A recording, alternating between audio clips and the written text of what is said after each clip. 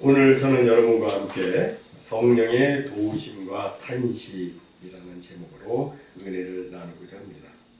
우리가 지금까지 살펴보았다시피 우리는 하나님의 은혜로 인하여 예수 그리스도를 믿음으로 말미암아 구원을 받았습니다. 하나님의 자녀가 되었습니다. 하지만 우리는 여전히 이 육신을 입고 있기 때문에 그 완전한 구원을 누리지 못하고 있습니다.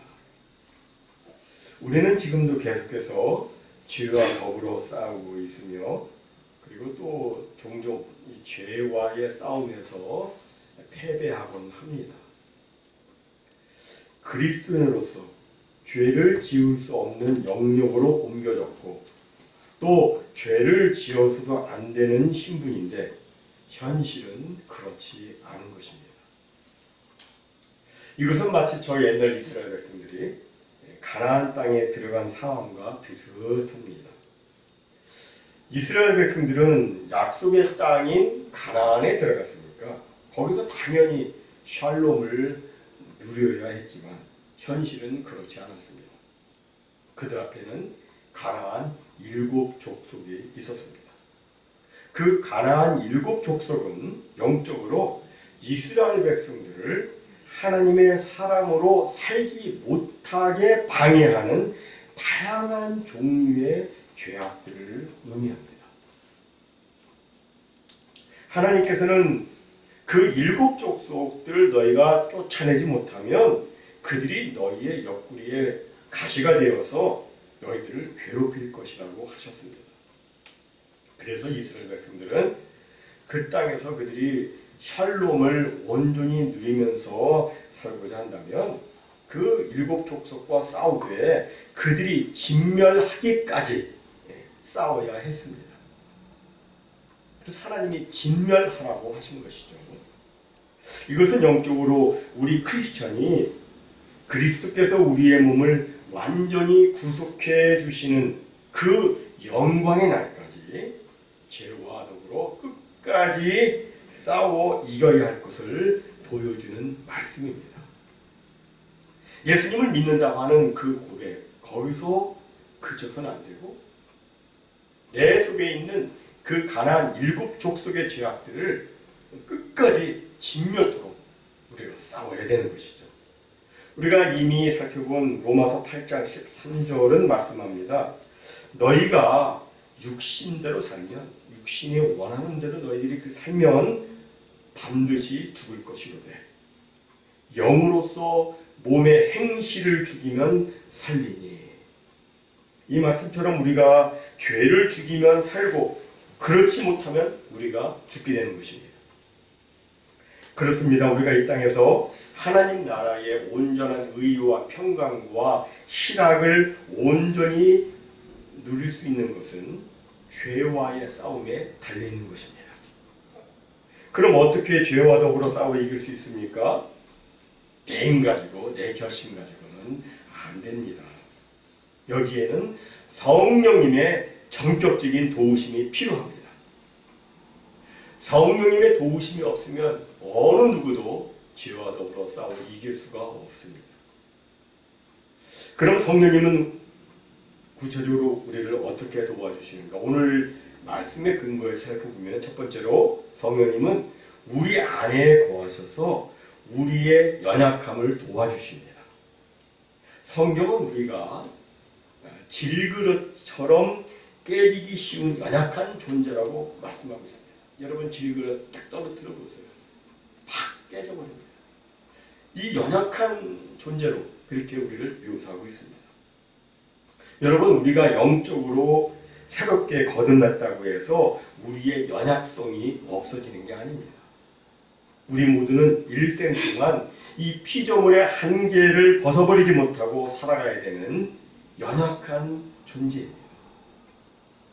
우리의 무지, 우리의 세속적인 생각들, 이기주의, 언행 불일치, 공허한 마음과 실망, 성격적인 결함과 약점, 이 모든 것은 우리가 얼마나 연약한 사람인지를 잘 보여주고 있습니다. 이런 우리에게 우리는 죄와 더불어 싸워 이길 수가 없어요. 그래서 성령님께서 우리 안에 오셔서 우리를 도와주시는 것입니다. 오늘 본문 26절 상반절은 이렇게 말씀합니다. 이와 같이 성령도 우리의 연약함을 도우시나니. 우리가 성령님을 다른 말로 보혜사라고 하죠. 보혜사. 찬송 조금 전에도 불렀습니다. 보혜사. 이 보혜사라는 말은 돕는 분 또는 위로하는 분이라는 뜻입니다. 이 돕는다 이 말이 크게 원어로 두 가지 의미로 사용되는데, 하나는 제가 이미 여러분들에게 말씀드린 대로 설명해 드린 대로 어린아이가 걸음마를 배울 때 부모가 옆에서 격려하며 도와주는 것을 의미합니다. 우리가 신앙 여정에서 연약하여 힘이 들어 쓰러지고 낙심될 때 성령께서는 우리를 정죄하지 않으시고 우리가 다시 일어나서 승리를 향하여 나아갈 수 있도록 우리를 위로해 주시고 우리를 도와주시는 이게 첫 번째 의미예요. 그리고 돕는다는 말의 두 번째 용례는 어떤 사람이 무거운 짐을 지고 가다가 더 이상 버틸 수가 없게 되었을 때 다른 사람이 옆으로 다가와서 그 짐을 같이 들어주는 것을 의미합니다. 여러분, 우리가 인생의 무거운 짐을 지고 가다가 더 이상 견디지 못하고 쓰러질 때, 극심한 낙심이나 영적 탈진을 경험할 때 누가 우리를 도와줍니까? 보혜사 성령님께서 도와주십니다. 즉 성령님은 돕기 위해서, 나를 돕기 위해서 내 옆에 와 계신 분이신 겁니다. 성령님은 내가 삶의 위기와 난관에 봉착해 있을 때에 나를 돕기 위해서 내 옆으로 다가와 내 짐을 함께 들어주십니다. 따라서 우리는 늘 성령님을 의지하고 성령님을 신뢰하며 그 성령님을 따라야 하는 것입니다. 그런데 사람들은 때로 이 인생의 무거운 짐을 지고 갈 때 하나님이 아예 이 짐을 없애 주시면 얼마나 좋을까라는 생각을 하곤 합니다. 그러나 성령님이 우리를 돕는 방법 중에 하나는 그 짐을 없애주는 것이 아니라 그 짐을 같이 들어주시는 거예요. 우리가 이 짐을 버리고 가는 것이 아니라 이 짐을 지고 가면서 하나님의 영광을 위한 인생의 목표를 성취하고 하나님의 뜻을 성취하도록 성령님은 우리를 도와주시는 것입니다. 여러분, 각 사람에게 십자가가 있잖아요.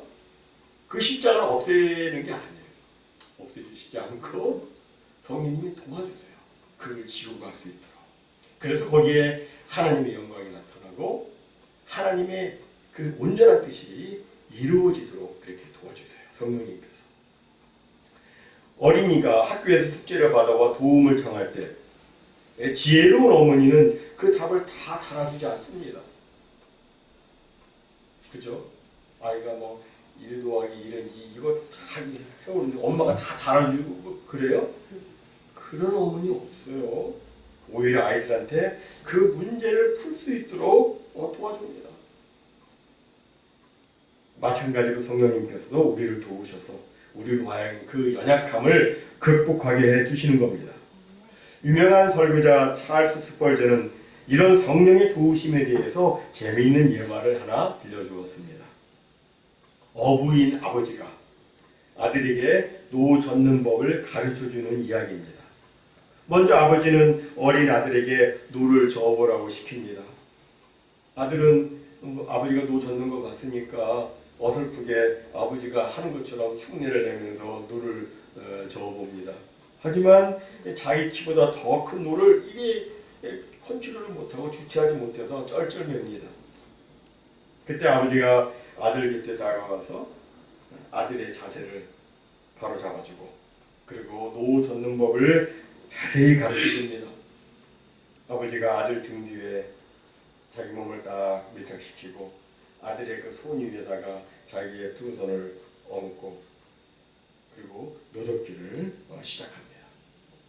이렇게 아들은 아버지가 노 젓는 대로 같이 움직이다가 노 젓는 법을 배우게 됩니다. 마찬가지로 성령님은 노를 함께 저어주는 아버지와 같습니다. 우리는 가만히 있고 성령께서 다 알아서 해주시는 것이 아니라 우리가 노를 저을 수 있도록 성령님께서 도와주시는 겁니다. 다음 두 번째로 성령께서는 우리를 위해 탄식으로 간구하여 우리를 도와주십니다. 오늘 본문은 말씀합니다. 우리는 마땅히 기도할 바를 알지 못하나 오직 성령이 말할 수 없는 탄식으로 우리를 위하여 친히 간구하시느니라. 마음을 살피시는 이가 성령의 생각을 아시나니 이는 성령이 하나님의 뜻대로 성도를 위하여 간구하심이라. 여기서 사도 바울은 매우 흥미로운 이야기를 합니다. 그것은 우리가 마땅히 빌 바를 알지 못한다는 말입니다. 여기 우리 속에는 사도 바울 자신도 포함되어 있어요. 사람들은 종종 저는 기도할 줄 몰라요 라는 말을 합니다. 새로 신앙생활을 시작한 중이라면 어떻게 기도해야 할지 몰라서 그렇게 말할 수 있습니다. 그런데 그런 말을 지금 사도 바울이 하고 있는 거예요. 우리가 바울 서신을 보면요, 사도 바울이 그 기도한 내용들이 가득 차 있는 것을 보게 됩니다. 그는 실제로 기도를 많이 했고 기도에 정통한 사람이었어요. 그럼에도 그는 자기를 거기에 포함시켜서 우리가 마땅히 기도할 바를 알지 못한다고 말했는데, 이것을 보면 거기에는 분명 다른 뜻이 있다는 것을 우리는 알 수 있습니다. 그것이 무엇일까요? 그것은 바로 우리는 연약하고 유한한 인생이라는 것입니다.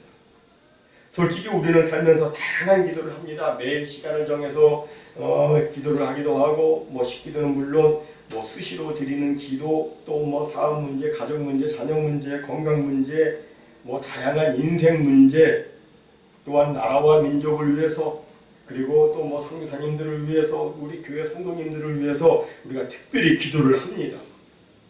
그런데 우리의 기도대로 응답 받을 때도 있지만 그렇지 못할 때도 있습니다. 우리가 기도한 대로 응답받지 못하는 것은 우리가 마땅히 기도해야 할 것을 기도하지 않았기 때문입니다. 그럼 우리는 왜 마땅히 기도해야 할 것을 기도하지 못하는가? 윌리엄 바클레이 교수는 그 실제적인 이유로 다음 두 가지를 들었습니다. 첫째, 우리는 미래를 알 수 없기 때문에 제대로 기도하지 못한다. 우리는 한 해 혹은 심지어 1시간 앞도 미리 보지 못한다. 그래서 우리는 우리에게 유익이 되는 것들로부터 벗어나게 해달라는 기도를 하기도 하고, 또 때로는 우리에게 해가 될 것을 달라고 기도하기도 한다. 둘째, 우리가 기도를 제대로 하지 못하는 이유는 무엇이 우리에게 최선인지를 알지 못하기 때문이다. 우리는 때로 어린아이처럼 구하곤 한다. 하지만 부모는 무엇이 아이에게 좋은 것인지 아이보다 훨씬 더 잘 알기 때문에 때로는 아이가 요구하는 것을 거절하기도 한다.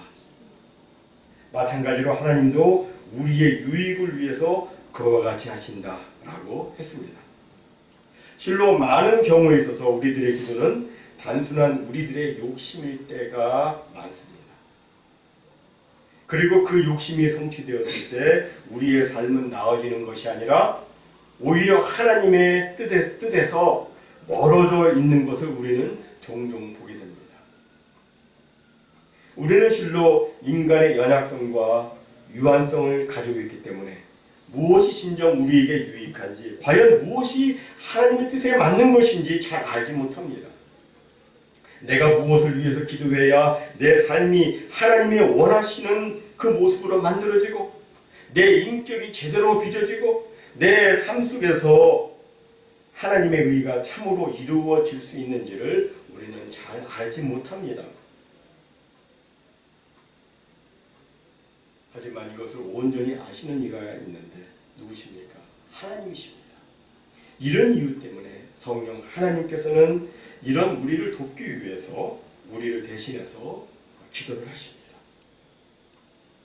그런데 성령께서는 그냥 기도를 하는 것이 아니라 탄식하며 간구하신다고 오늘 본문은 반복해서 말씀하고 있습니다.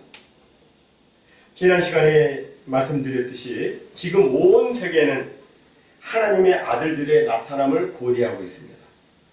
자신의 본래 창조 목적과는 다르게 너무나도 안 좋게 변해버린 이 썩어짐의 종로로 타는 데서 해방되기를 모든 피조 세계가 탄식하며 그 회복의 날을 기다리고 있습니다. 우리도 또 탄식하고 있죠. 썩어 한 줌의 흙으로 돌아갈 수밖에 없는 우리 몸이 언제 온전히 구속될 것인가, 그 구원을 바라고 소망하면서 탄식하며 신음하고 있습니다. 그런데 우리만 탄식하는 것이 아니라 성령님도 탄식하신다고 말씀합니다. 우리가 마땅히 기도할 바를 알지 못하기 때문에 성령님은 우리를 대신해서 하나님의 뜻에 맞는 기도를 탄식하며 간구하십니다. 여러분, 우리가 우리를 나 자신을 잘 아는 것 같지만 솔직히 우리는 나 자신을 잘 몰라요. 잘 몰라요. 아는 것 같은데도 이상해요. 잘 몰라요.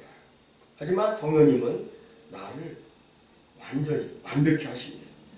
성령님은 나의 본질을 아시고 나의 체질과 나의 생각도 아시고 나의 과거와 현재와 나의 미래와 또 무엇이 나에게 최선인지를 알고 계십니다. 그래서 성령께서는 나의 진정한 필요를 위해서, 나의 완전한 구원과 나의 완전한 성화를 위해서 나를 대신해서 말할 수 없는 탄식으로 계속해서 간구하시고 있는 겁니다.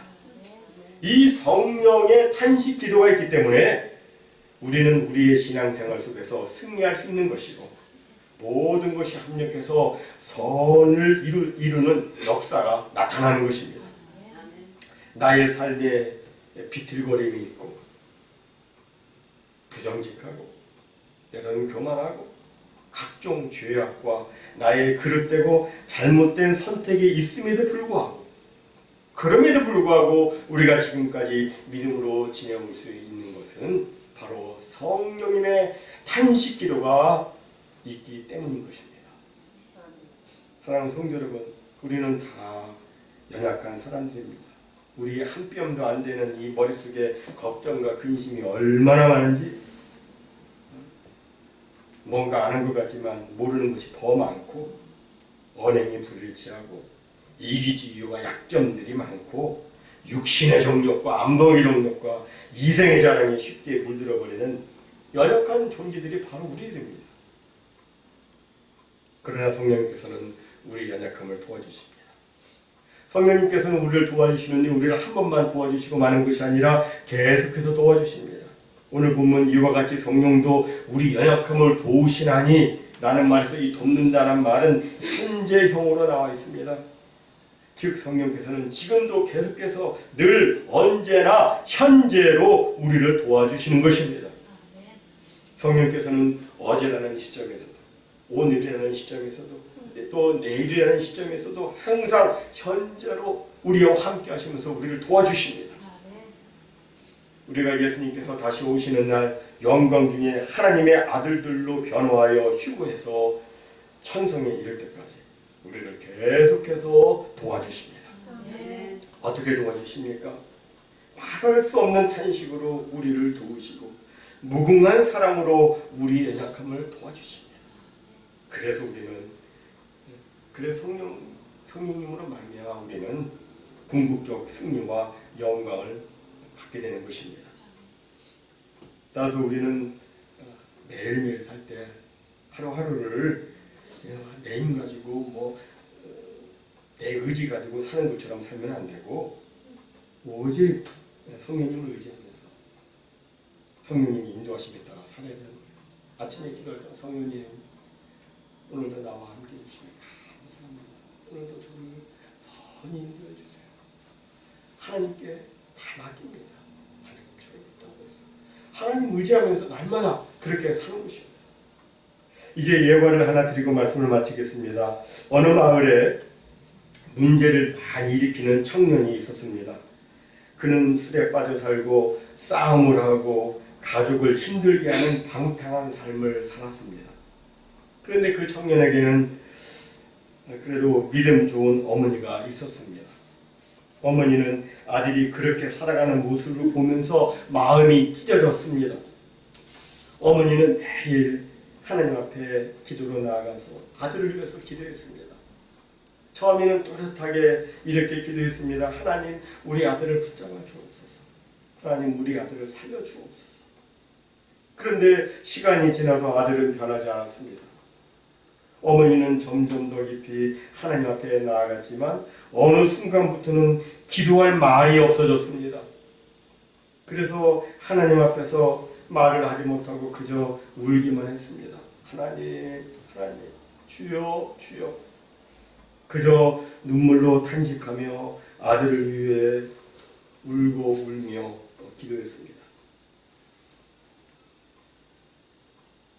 세월이 어느 정도 흘렀는데 어느 날 이 아들이 어머니가 그렇게 간절히 기도하는 모습을 우연히 보게 되었습니다. 그래서 아들이 어머니와 함께 교회에 나오게 되었어요. 그러다가 하나님의 말씀을 듣고 변화를 결국 회개하고 예수님을 믿게 되었습니다. 나중에 그 아들이 이렇게 고백을 했습니다.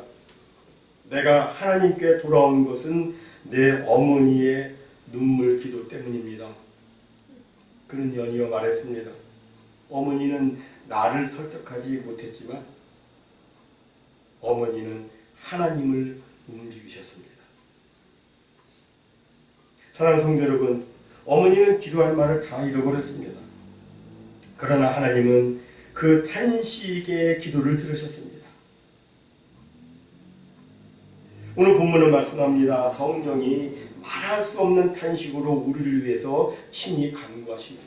그 어머니가 아들을 위해서 그렇게 탄식하며 기도한 것처럼 성령님은 우리를 위해서 그렇게 탄식하며 기도하시고 있습니다. 여기서 우리는 중요한 사실 하나를 깨닫게 됩니다. 그것은 우리의 기도가 때로 멈춰질 수 있지만 성령의 기도는 멈추지 않는다는 것입니다. 정말 우리는 약해서 기도하지 못할 때가 있습니다.